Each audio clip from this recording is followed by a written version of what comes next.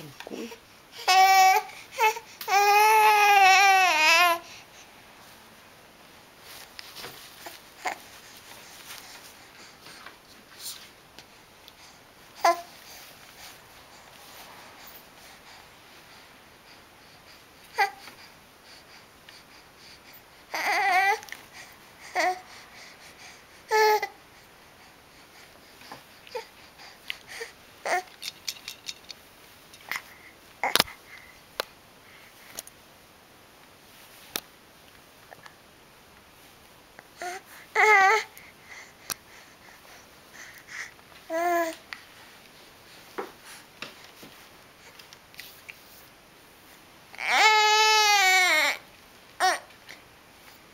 Quấy thế, buồn ngủ rồi.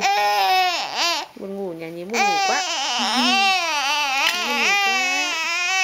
Hôm nào bây giờ buồn ngủ quá đi thôi.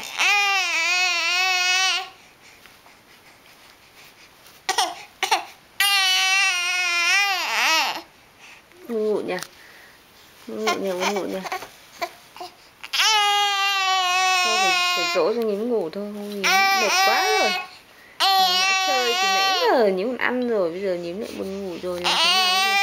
Bây giờ 11 giờ kém rồi, bình thường con đã ngủ rồi, thế thôi nhá. Tạm biệt.